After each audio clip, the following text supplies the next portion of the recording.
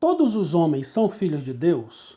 É claro que o senso comum vai afirmar positivamente, vai dizer que todos os homens são filhos de Deus. Mas será que isso é verdade? Será que é assim que a palavra de Deus nos mostra? É verdade que este é um posicionamento popular. E por ser popular entre a população, ou seja, por ser popular no meio do povo, significa que provavelmente, como acontece na maioria dos casos, está equivocada esta afirmativa. Até porque a palavra de Deus não mostra assim.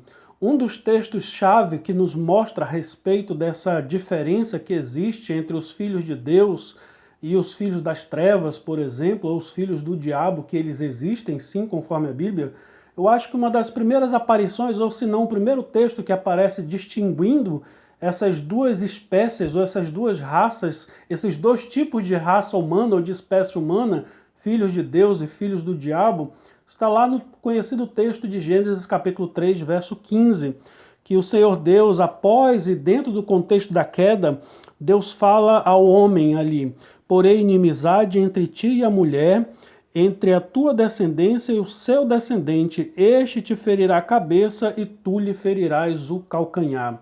O que aparece nesse texto aqui, claramente, é a distinção de duas sementes que se encontrariam no contexto de queda.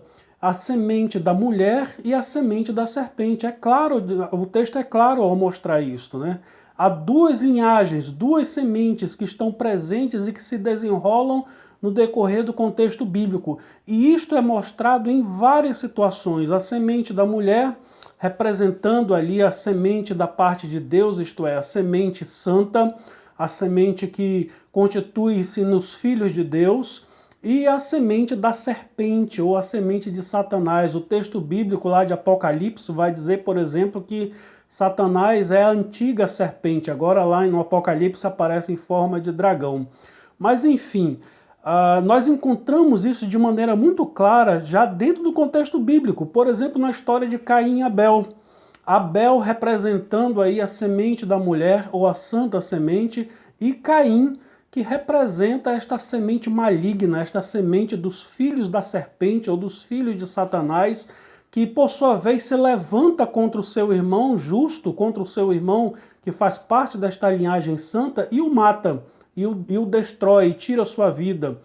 Isto se manifesta o tempo inteiro na história bíblica, dentro do contexto bíblico, onde os inimigos de Deus se levantam contra o povo de Deus o tempo inteiro, onde os inimigos de Deus, seja na sua individualidade ou mesmo em termos coletivos, entenda, povos e nações que se levantaram para destruir o povo de Deus com a tentativa de combater o povo de Deus.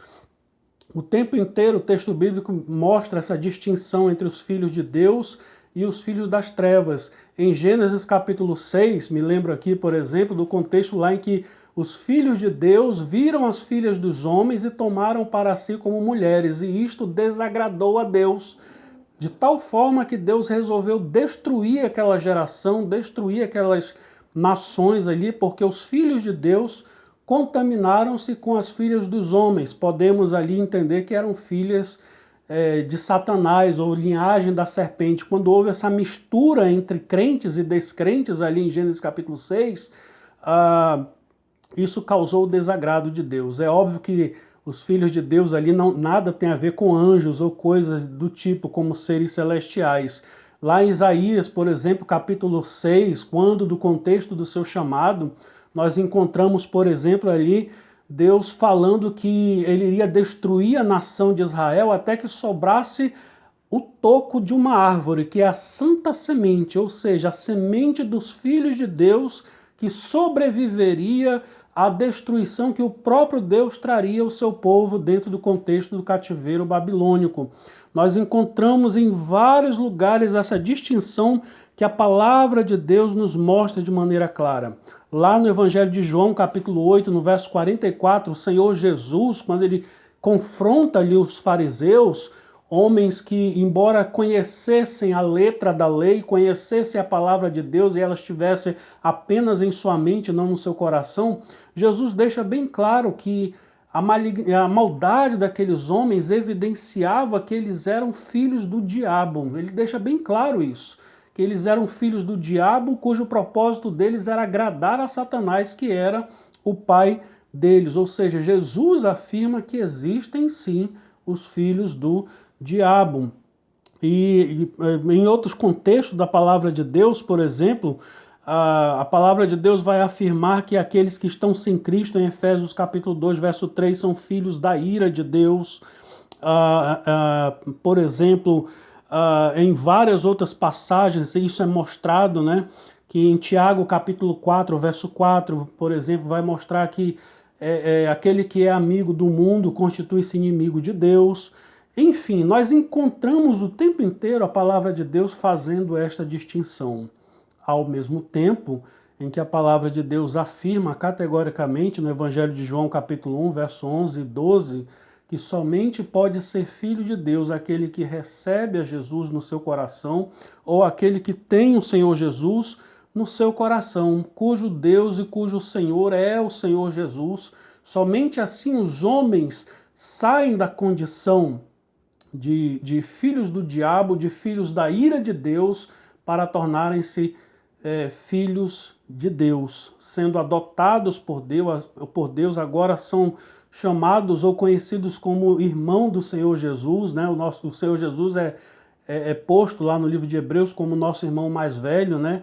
E o apóstolo Paulo vai dizer em Efésios, por exemplo, que nós agora somos da família de Deus, fazemos parte da família de Deus a partir do momento em que nós compreendemos o Evangelho e temos ao Senhor Jesus como Senhor de nossas vidas. Então, para concluir essa breve reflexão, existem filhos do diabo? Infelizmente existem. E os filhos de Satanás, eles se manifestam de muitas maneiras, que nem sempre são das mais claras, né?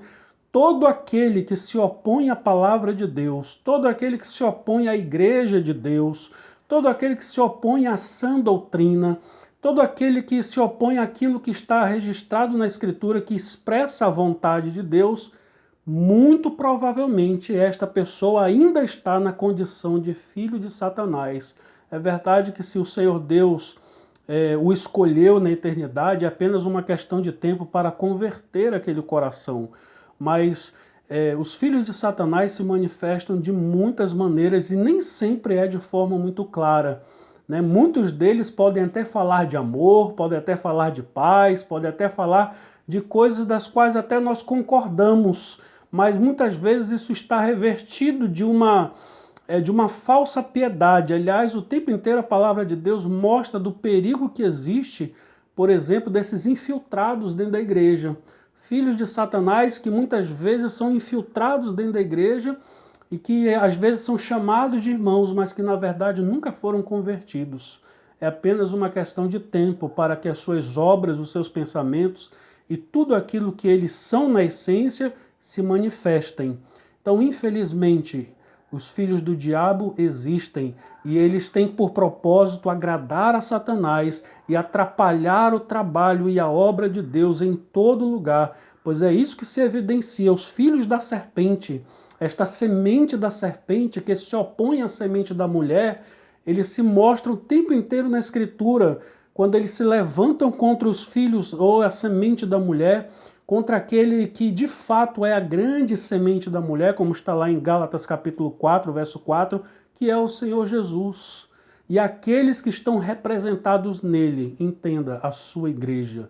Existem sim os filhos do diabo. Nem todos os membros da raça humana são filhos de Deus. Todos são criaturas de Deus e criaturas caídas, mas aqueles que têm a Jesus no coração, aqueles que o servem, que o reconhecem como Senhor e Salvador da sua vida, estes e somente estes são filhos de Deus, fazem parte da santa semente, fazem parte do povo de Deus, estão irmanados em Cristo, na igreja do Senhor, e estes sim, de fato, são filhos de Deus, conforme diz a palavra do Senhor Deus. Que o Senhor Deus nos ensine, nos ilumine pelo seu Espírito a compreendermos, a distinguirmos muito bem acerca dessas duas sementes.